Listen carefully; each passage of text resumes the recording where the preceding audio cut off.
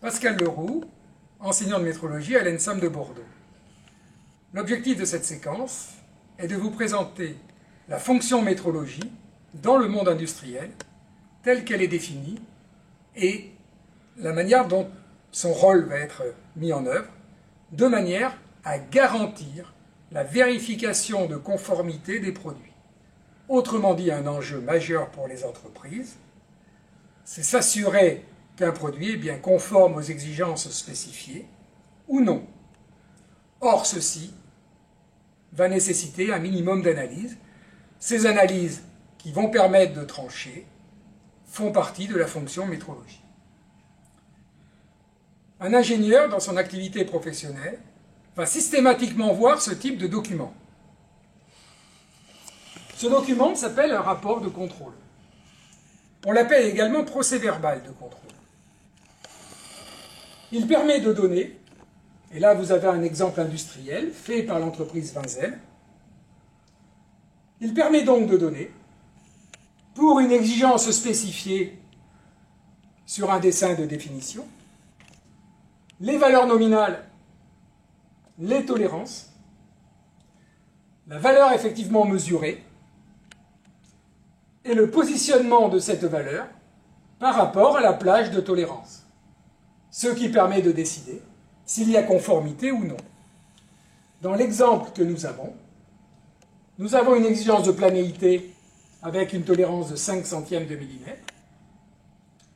On a trouvé 8 micromètres de défaut de planéité. On en a déduit la conformité, avec une faible couverture donc de la tolérance.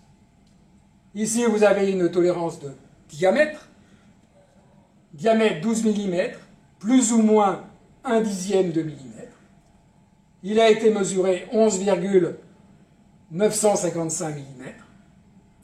On a trouvé donc un écart de 4 centièmes de millimètre, ce qui correspond à une position vers la valeur inférieure, mais dans la tolérance, et ainsi de suite. Par exemple, le dernier cas, ici, ou l'avant-dernier, vous voyez ici une distance qui a été mesurée entre un point et un plan, qui est tolérancée à 7 mm plus ou moins 1/10 de millimètre, mais cette fois-ci, il a été trouvé un écart de 1/10 4, autrement dit, une valeur hors tolérance. Ce document va être signé par quelqu'un, qui pourra être l'ingénieur et donc vous-même, ou va être peut-être exploité par quelqu'un d'autre, qui peut être un ingénieur, donc vous-même. Donc deux situations que vous rencontrerez professionnellement, c'est l'exploitation ou la validation d'un procès-verbal de contrôle. Si, comme dans les pratiques courantes, vous décidez que cet écart de tolérance est conforme à l'exigence, autrement dit, que l'écart que vous avez mesuré est bien à l'intérieur de la tolérance. Vous allez dire qu'il y a conformité. Si par contre vous trouvez une valeur en dehors de la plage de tolérance, vous allez dire qu'il y a non-conformité. Si vous validez en portant ce jugement, conformité, non-conformité, ça veut dire que vous allez exploiter ce résultat, soit parce que vous êtes utilisateur de ces résultats, soit parce que vous êtes le signataire de ces documents, d'accord, dont les résultats ont été obtenus par des techniciens de votre service. Ce jugement sous-entend deux hypothèses qui sont les fondamentaux de la fonction métrologie dans l'entreprise. Première hypothèse, c'est que la valeur mesurée ici est bien comparable à l'exigence spécifiée.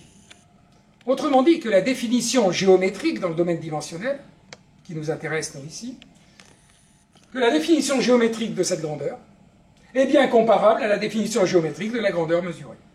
Que les deux soient bien comparables. Or, rien ne me dit que c'est comparable. Aucune information me valide cette hypothèse. Donc, je ne dois pas en tenir compte. Je peux avoir mesuré n'importe quoi. Première étape de la métrologie. Deuxième étape de la métrologie. la valeur mesurée obtenue n'est pas la valeur vraie, malgré le fait que l'industriel ici a marqué valeur réelle. Mais c'est faux. C'est simplement une image, une représentation de la valeur vraie, mais en aucun cas la valeur vraie. Pourquoi? Parce que tout processus de mesure mis en œuvre génère une incertitude de mesure, autrement dit une méconnaissance de l'existence exacte de la valeur vraie.